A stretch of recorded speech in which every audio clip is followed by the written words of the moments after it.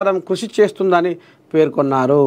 ప్రజలకు నిజమైన అభివృద్ధి, శాంతి, సామాజిక న్యాయం కావాలంటే నవంబర్ 11న జరగబోయే ఎన్నికల్లో చేతి గుర్తుకు ఓటు వేసి కాంగ్రెస్ పార్టీని ఘన విజయంతో గెలిపించాలని ప్రజలను విజ్ఞప్తి చేశారు.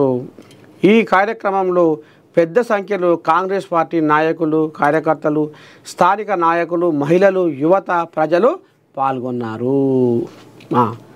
మొత్తానికి ఈ రకంగా దూసుకుపోతుందట నవీన్ యాదవ్ ప్రచారం.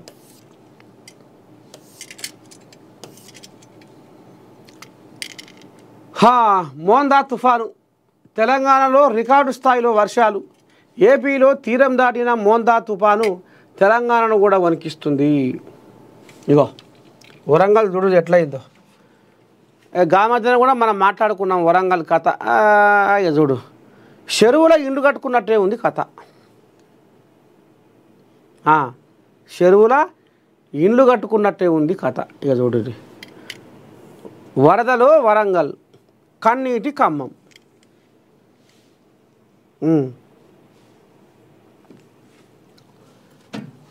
ఆంధ్రప్రదేశ్ రాష్ట్రాన్ని అల్లాడించిన మోంతా తుఫాన్ అవశేషమైన అల్పపీడనం తెలంగాణను వణికిస్తుంది. మోంతా అవశేషమైన అల్పపీడనం దక్షిణ ఛత్తీస్గఢ్, విదర్భ ప్రాంతంపై ఉత్తర వాయువ్య దిశగా కదులుతూ గురువారం ఉదయం 5:30 తూర్పు విదర్భ పక్కనే ఉన్న దక్షిణ ఛత్తీస్గఢ్ ప్రాంతంపై పడిందని ఐఎండీ హైదరాబాదు సీనియర్ శాస్త్రవేత్త డాక్టర్ ఏ ధర్మరాజ్ చెప్పారు.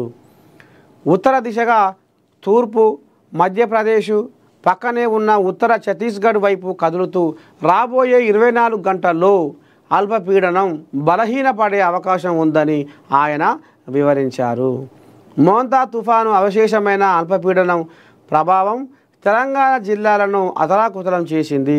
పలు ప్రాంతాలు నీట మునిగాయి. వరి, సోయాబీన్, పత్తి పంటలు దెబ్బతిన్నాయి.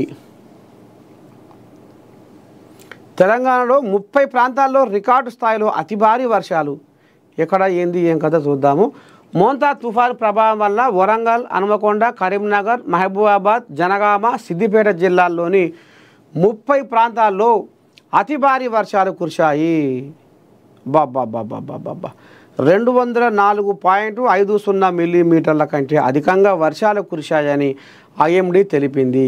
హనుమకొండ, వరంగల్, జనగామ జిల్లాలో అతి భారీ వర్షాలు కురిశాయని తెలిపారు. హనుమకొండ జిల్లాలో 50% ప్రాంతాల్లో అతి భారీ వర్షం కురిసింది.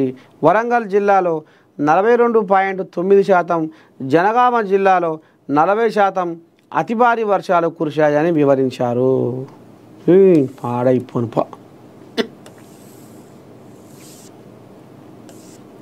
ఎట్లా చేయాలనో ఏం చేయాలనో ఏం కథో. ఆఖరికి వస్తారకల్లా మోందా తుఫాను రైతన్నల ఆశలకు పాపం ఏంది గందరగోళము, ఆగం జగన్నాథం. ఇదివరకే వచ్చి ఆగం చేసింది, మళ్ళీ ఇప్పుడు వచ్చి మళ్ళా భాగవతం పెట్టింది. ఇదేంది కోయిలాగా ఎక్కడ పోయిందిగా. ఇది చిన్న ముఖ్యమంత్రి అమ్మా బురదలో దిగింది, ప్యాంటు మలుచుకుని బురదలో దిగింది. వర్షాలు